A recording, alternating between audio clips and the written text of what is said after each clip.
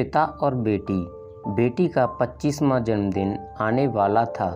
पिता को अपनी बेटी की काफ़ी चिंता थी क्योंकि बेटी आजकल काफ़ी डिप्रेस्ड रहने लगी थी। उन्होंने बेटी से कारण जानने की काफ़ी कोशिश की, लेकिन वो बाप को कुछ भी बताना नहीं चाहती थी। बाप कुछ भी करके अपनी बेटी को डिप्रेशन से बाहर लाना चाहता था। उन्होंने उस हर जगह मुलाकात की जहां उसकी बेटी ज़्यादा समय बिताया करती थी और वहां के लोगों से पता किया कि आखिर उसके जीवन में क्या चल रहा है। पिता को इस बात की जानकारी हुई कि उसकी बेटी जहां पर काम करती है वहां उसके ऊपरी अधिकारी उसके काम में अक्सर गलतियां निकालते रहते हैं और उसे डिमोटिवेट करते रहते हैं। पिता होने के नाते अपनी बेटी की ऐसी दशा देखकर उन्हें बहुत दुख हुआ, लेकिन उन्होंने ठान लिया कि वह अपनी बेटी की परिस्थिति को बदलकर रहेंगे। बेटी के जन्मदिन पर पिता ने बेटी को अपने पास बुलाया और एक गाड़ी की चाबी देते हुए कहा, बेटी, यह गाड़ी मैंने तुम्हारे लिए कई सालों पहले ली थी, लेकिन तुम्हें दे नहीं पाया। आज मैं तुम्हें यह गाड़ी तुम्हारे जन्मदिन के मौके पर देना चाहता हूँ, लेकिन तुम्हें मेरे लिए एक काम करना होगा। बेटी ने पिता की बात मानते हुए कहा कि बोलिए, मुझे क्या करना है। पिता ने बेटी से कहा कि इस गाड़ी को लो और इसे भंगार वाले के पास जाकर इसकी कीमत पता करके आओ।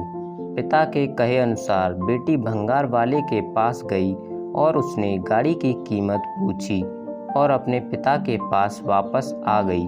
पिता के पूछने पर बेटी ने उन्हें बताया कि भंगार वाले के मुताबिक यह गाड़ी काफ़ी पुरानी है और कई जगह से जंग खा चुकी है, इसलिए वह इसके 10,000 रुपये देगा।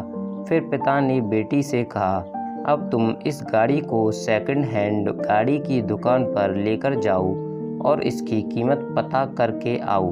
बेटी ने वैसा ही किया और वह सेकंड हैंड गाड़ियों की दुकान पर जाकर उस गाड़ी की कीमत पता करके वापस आई।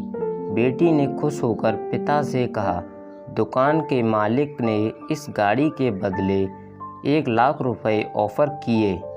पिता थोड़ा सा मुस्कुराए और बेटी से बोले, बहुत अच्छे, एक आखिरी बार इस गाड़ी को विंटेज गाड़ियों के क्लब में लेकर जाओ और वहां से इसकी कीमत पता करके आओ।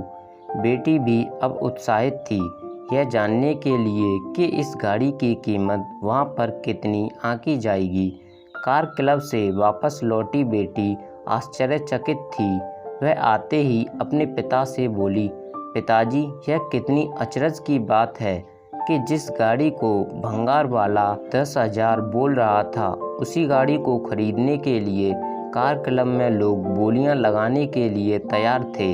उनके हिसाब से यह गाड़ी काफ़ी विंटेज है और रेयर है। वह तो इसके लिए 30-40 लाख तक देने को तैयार हो गए थे। पिता ने अपनी बेटी के कंधों पर हाथ रखा और बोले, बेटी, यही सब हम मनुष्यों के साथ भी होता है। अगर हम गलत जगह पर होते हैं तो हमारी कीमत कम आंकी जाती है। हमें वह पोजीशन, वह इज्जत नहीं मिलती जो हम डिज़र्व करते हैं। इसलिए जब भी कभी हमें लगे कि हम में कोई कमी है तो एक बार ऐसा ज़रूर सोचना कि हो सकता है हम गलत जगह पर हों। जब हमें हमारी सही जगह मिल जाती है तो हम वहाँ बहुत अच्छा काम कर पाते हैं और लोगों से हमें अच्छा अप्रिसिएशन भी मिलता है। बेटी को अपने पापा की बात बहुत अच्छे से समझ में आ गई। बेटी ने अपने पापा को गले से लगा लिया। उसकी आंखों में आंसू थे। वह बोली, पिताजी, आपने मेरे मन का बहुत बड़ा बोझ हल्का कर दिया, वरना मैं यही सोच सोच कर दुखी रहती थी कि मुझ में ही कुछ कमी है और मैं किसी काबिल नहीं हूँ। अगले ही दिन बेटी ने उस काम को छोड़ा और कुछ ही दिनों के बाद उसे एक अच्छा जॉब मिल गया जहां उसके काम की सराहना की जाने लगी। उस दिन के बाद बेटी ने कभी डिप्रेशन महसूस नहीं किया। दोस्तों, अगर आपको वीडियो पसंद आया हो तो एक लाइक ज़रूर करें। Thanks for watching.